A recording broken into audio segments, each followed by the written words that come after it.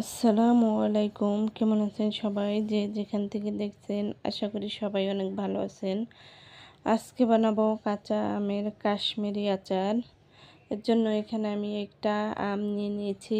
আমটার সাইজটা অনেক বড়, আর এটা প্রায় 1 কেজির মতো হবে। তো এইভাবে পিস পিস করে আমি কেটে নিয়েছি লম্বা লম্বা করে। আর এটাকে যে চুন দিয়ে আমি 20 মিনিটের জন্য ভিজিয়ে রাখবো। আর এই আচারটা খেতে খুবই মজা হয়, এত মজা হয় যে বানানোর সাথে সাথেই আচারটা শেষ হয়ে যায়।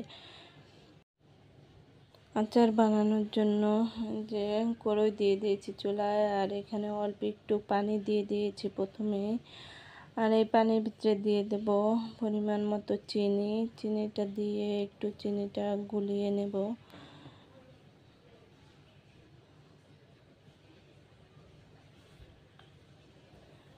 আর একবারে ভালো করে চিনিটা গলিয়ে নেব। এই তো চিনিটা গলে গেছে একদম। আর এখন দিয়ে দেব কিছু আদা কুচি। আদা কুচিটা দিয়ে চিনিটার সাথে নেড়ে চেড়ে মিলিয়ে দেব। আর এরপর এই যে দিয়ে দেব আমগুলো, আমি ছেঁকে নিয়েছি আমগুলো। আর এখন এই যে চিনির শিরার ভিতরে দিয়ে দেব আম।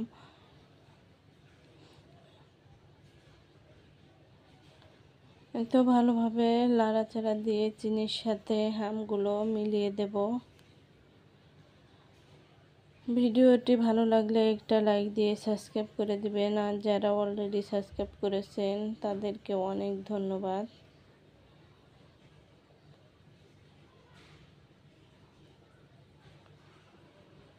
আর এই তো কিছুক্ষণ পর এই যে আম থেকে একটু পানি বের হয়েছে।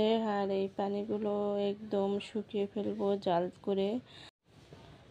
এখন দিয়ে দেব 2টা শুকনো মরিচ, একদম ছোট ছোট করে কেটে বিচিটা ফেলে দেব। মরিচ থেকে শুধু মরিচটা দেব।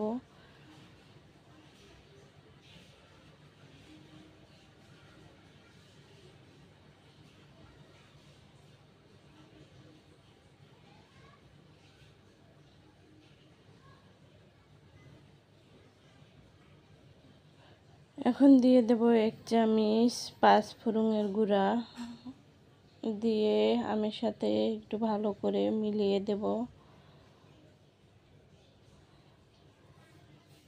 এই যে আম থেকে যে পানিটা বের হয়েছিল সেটাও কিন্তু একদম শুকিয়ে গেছে, আর অল্প অল্প আছে। আর পানিটা একদম শুকিয়ে ফেলবো।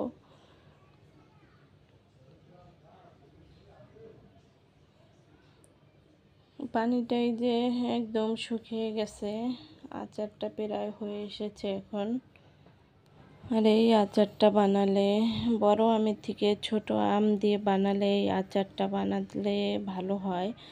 আমার বাসায় বড় আমই ছিল, এর জন্য বড় আম দিয়ে এই আচারটা বানিয়েছি। কিন্তু আচারটা খেতে খুবই মজা। আচারটাই যে হয়েছে একদম শুকিয়ে গেছে, পানি নাই, একবারে শুকনা শুকনা হয়ে গেছে। আর এই তো বানানো হয়ে গেছে কাশ্মীরি আচার। আর এই আচারটা খেতে খুবই মজা। আজ এ পর্যন্তই, আবার দেখা হবে নতুন কোনো ভিডিওর সাথে। আল্লাহ হাফেজ।